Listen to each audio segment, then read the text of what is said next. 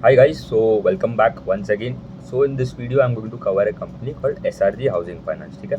So SRG Housing Finance is a affordable housing finance player. ठीक है. Overview दे दूँ ये हाउसिंग फाइनेंस स्पेस में अभी क्या चल रहा है. हाउसिंग फाइनेंस क्या होता है? Home loan, loan against property, थोड़ा MSME loan, secured loans. Majorly companies like Bajaj housing हो गया, that are into prime housing. Bajaj housing, PNB housing. Prime housing होता है आपके टीयर 1 सिटीज़ में लेंडिंग करना, where the average ticket size of the loan amount would be 50 lakh, 1 crore, 2 crore जा सकता है. मतलब अच्छा खासा बिगर अमाउंट भी जा सकता है in tier 1 cities. Affordable housing में देखूँ तो का लेंडिंग करते हैं टीयर 2, टीयर 3, टीयर 4 सिटीज़ में, where average ticket size of that loan amount would be around 10-15 lakh के आसपास.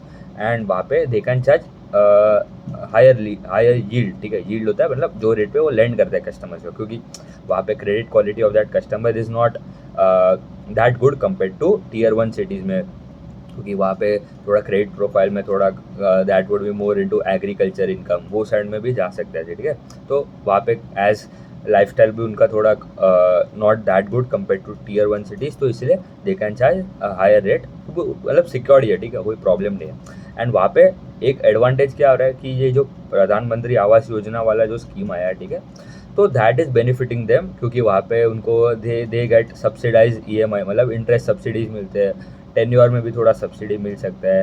एंड तो इट हेल्प्स कि उनको थोड़ा, क्योंकि अगर if you are taken out, अगर आपका EMI अगर 1 लाख है, तो उसमें से for few months government would पे द 1 लाख का EMI वो पे कर लेगा थोड़े मंथ के लिए. या तो आपको 1 लाख है तो 20,000 every month would be paid by the government. ठीक है, तो मतलब ऐसा सब पूरा मतलब एग्जांपल दिया था, एग्जैक्टली तो ऐसा नहीं है, but it is helping the customers to easily build their उनका घर. ठीक है, फर्स्ट टाइम होम बायर जो होता है उनको स्पेसिफिकली लैंड करते हैं.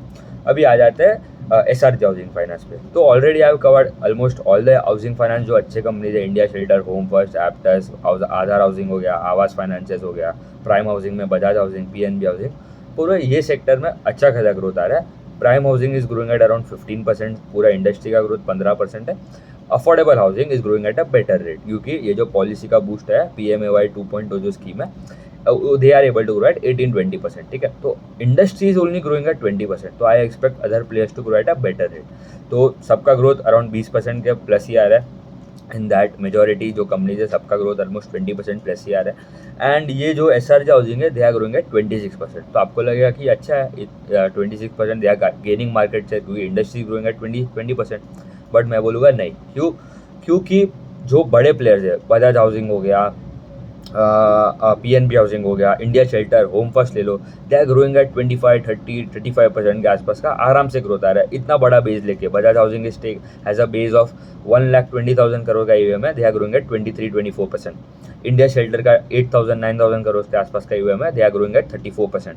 होम फर्स्ट का 30% का ग्रोथ आ रहा है at a base of 12,500 crore के आसपास का. तो मतलब इतना इतना बड़ा कंपनी रहने के in spite of that they are growing at a better rate compare to ये जो छोटा कंपनी है. 790 करोड़ का EUM का साइज है. ठीक है, मतलब इट इज़ नॉट इवन, मतलब almost 20x smaller compare to your 20x नहीं, ज़्यादा, मतलब 1,000 करोड़ भी नहीं है. तो इंडिया शेल्टर और ये Bajaj housing is 100 times bigger.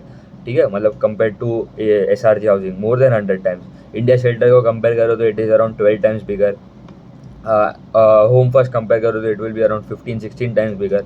तो then to they are growing at 26%. ठीक है, तो मतलब that is very very dull. ठीक है, डल परफॉर्मेंस बोल दूंगा. ये और एक कंपनी जो आई have covered in the last video, star housing. ठीक है, उनका तो इससे भी खराब है. ठीक है, उनका तो 16% के आसपास का ही ग्रोथ है. पूरा इंडस्ट्री का ग्रोथ आ रहा है 18-20%, दे आर ग्रोइंग एट 16%. तो दे आर रिड्यूसिंग, मतलब मार्केट शेयर उनका लॉस हो रहा है, तो वैसे देखना पड़ेगा. डिसबर्समेंट में भी देखो, डिसबर्समेंट में अच्छा खासा ग्रोथ है, अराउंड 80% के आसपास का डिसबर्समेंट में ग्रोथ है, तो दैट इज़ गुड. इनके अराउंड 93 ब्रांचेज है, एंड मेजॉरिटी जो है that is into Rajasthan. 42% of the EUM वहाँ से आता है. 33 ब्रांचेज राजस्थान में. मध्य प्रदेश में अराउंड 13 ब्रांचेज है, 8% EUM कॉन्ट्रीब्यूशन आता है वहाँ से. Gujarat is around 38% of the EUM and they have around 23 branches in Gujarat as well. Maharashtra, Karnataka and Delhi contributes around 10% of the EUM. Maharashtra में अराउंड 14 ब्रांचेज है, followed by Karnataka 6, Andhra Pradesh 6 and Delhi is 1. ठीक है, तो ये पूरा उनका 93 ब्रांचेस का मिक्स मैंने बोल दिया. एंड कितना परसेंट कहाँ से आता है ऑफ द EUM वो भी बोल दिया. इनका एवं का मिक्स मतलब प्रोडक्ट मिक्स, ठीक है। एक हो गया आपका, दो प्रोडक्ट है, एक होम लोन हो गया एंड एक लैप हो गया, लोन अगेंस्ट प्रॉपर्टी, ठीक है। होम लोन का कॉन्ट्रीब्यूशन आता है around 73% and lap is around 27%। And average ticket size क्या है लोन अमाउंट का, it is around 10 to 11 lakh, 10-12 lakh के आसपास का एवरेज टिकट अमाउंट है for the two the customer जो लैंड करता है। इनका अगर देखूँ और पैट में मतलब बॉटम लाइन में उनका 16% के आसपास से ग्रोथ है। तो मतलब 26% का AUM में ग्रोथ आ रहा है, net interest income grow 20% and आपका पैट में भी ग्रोथ आ रहा है 16%, मतलब उतना कुछ खास नहीं है, ठीक है। Very very dull performance for SRG housing finance.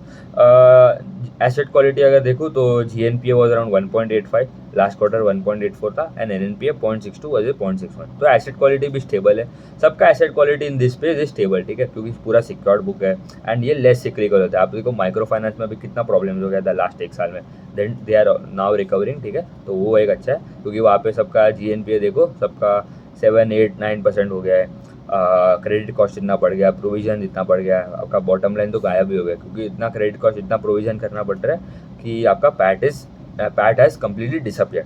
आप देखो लास्ट क्वार्टर में भी फ्रॉम Q4 के आसपास ही Q1 में भी MSME वाले स्पेस में थोड़ा problems have started to occur, ठीक है। तो लाइक बजाज फाइनेंस ने बोला है, the biggest player in the NBFC space, उन्होंने दे हैव टोल्ड कि दे आर MSME वाला book that would be growing at a slowest rate in FY26, ठीक है। एंड फिर जो छोटे कंपनी that are going at a good rate like SBFC finance हो गया, 5 स्टार बिजनेस फाइनेंस हो गया, मास फाइनेंशियल हो गया, ठीक है। ये सब ने भी थोड़ा उनका क्रेडिट कॉस्ट का गाइडेंस बढ़ा है, ठीक है। तो that is a little concern but not at the scale at which micro finance में जो प्रॉब्लम है, they are also good company and अभी micro finance is also turning around. ये देखो आपने सिक्लिकल है थोड़ा माइक्रो फाइनेंस वाला, मतलब कभी भी अच्छा खासा साइकिल में जा सकता है। You have to pick up that bottom, उसके बाद you have to ride that top as well, ठीक है। इसलिए एक्टिव ट्रैक करना पड़ता है। आप जनवरी 2024 में अगर पैसा डालते हैं तो आप you will be sitting on a huge loss in that micro finance company like Arman, like fusion finance, Spandana Sphoorty, credit axis ग्रामीण, वो सबका बात कर रहा हूँ। तो ये हाउसिंग फाइनेंस का एक अच्छा है कि ये सिक्योर्ड है एंड उनका ये जो सिक्लिकल भी नहीं है, ठीक है। मतलब ऐसा नहीं है कि एक साल अगर अप साइकिल आता है इन द हाउसिंग फाइनेंस पे तो नेक्स्ट 2-3 साल में प्रॉब्लम होगा। रियलिटी सेक्टर, ठीक है, रियलिटी सेक्टर जो डेवलपर्स है वहाँ पे वो थोड़ा वो साइकिल आपको देखना पड़ेगा, वहाँ पे थोड़ा अलग है। बट यहाँ पे इट इज़ सेक्युलर, अच्छा खासा ग्रोथ आ रहा है एंड नॉट साइक्लिकल। एंड इनका अभी गाइडेंस पे आ जाता है, ठीक है। They are guiding their AUM to reach around 1000 crore by end of FY26, ठीक है। उनका लास्ट क्वार्टर, ठीक है, एंड ऑफ FY25 में, ठीक है, उनका AUM अराउंड 730-740 करोड़ के आसपास ही था। तो वहाँ से इफ़ आई डू कैलकुलेशन अगर 1000 उनको पहुँचना है तो that would B growth of 30%। तो 30% भी मतलब ठीक ठाक ग्रोथ है क्योंकि साइज इनका छोटा है ना, मतलब मेन कंसर्न वही है कि इनका साइज इतना छोटा है, then to they are growing at 30%। I would expect them to grow at easily around 50% तो प्लस का इजीली होना चाहिए ग्रोथ। स्टार हाउसिंग ने 50% प्लस का गाइडेंस दिया बट वो तो 15% किया है, ठीक है, 15-16%, तो वो भी देखना पड़ेगा क्योंकि खाली गाइडेंस देने से कोई फ़ायदा नहीं। तो गाइडेंस इज ऑल्सो मतलब ठीक ठाक है, मुझे उतना अच्छा नहीं लगता पर्सनली क्योंकि इतना छोटा बेस लेके you are only targeting 30% growth, तो एक वो प्रॉब्लम है। दूसरा प्रॉब्लम है कि उनका जो कॉस्ट टू इनकम रेशियो है दैट वो थोड़ा बढ़ गया था, that was around 67% versus 64। But ये एक साइड से अगर आप देखो तो that is good as well कि कंपनी थोड़ा एक्सपांशन पे थोड़ा ज़्यादा ध्यान दे रहा है, ठीक है। तो जैसे मतलब अगर if I don't want a company की भाई वो कॉस्ट टू इनकम इतना कम कर दे और दे आर टेलिंग भी भाई हमको कोई ग्रोथ नहीं कर रहा है, हम जहाँ पे प्रेजेंट है वहाँ पे रहेगा।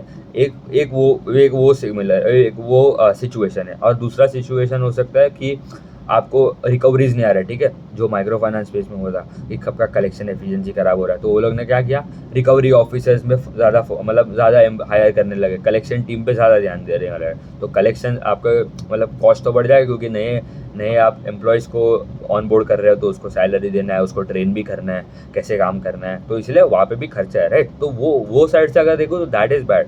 तो कभी कलेक्शन टीम आपको बिठाना पड़ेगा, सब करना पड़ेगा, तो इसलिए कॉस्ट इनकम बढ़ जाए। But if you are spending that money for expansion तो दैट इज़ अ गुड, ठीक है। तो ये हो गया आपका SRG हाउसिंग। और दे आर ऑल्सो टेलिंग कि they would get a rating upgrade, they are targeting कि अगर उनको रेटिंग अपग्रेड मिलता है तो उनका कॉस्ट ऑफ बोरिंग जो है वो थोड़ा नीचे आ सकता है। तो बेसिकली आपका स्प्रेड जो है दैट वुड इम्प्रूव। उनका स्प्रेड कितना है, around 9%। Last year why it was around 10.8-10.9% के आसपास था। तो ये हो गया आपका SRG हाउसिंग फाइनेंस। दूसरे नेक्स्ट टू वीडियोज़ में I will cover Repco home finance and सम्मान कैपिटल, जो इंडिया बुल हाउसिंग फाइनेंस था, ठीक है, उनका पहले नाम। वहाँ पे मतलब अभी टर्न अराउंड हो रहा है, ठीक है, दोनों में, तो देखना पड़ेगा वो भी, ठीक है। उतना ही रखते हैं, थैंक यू।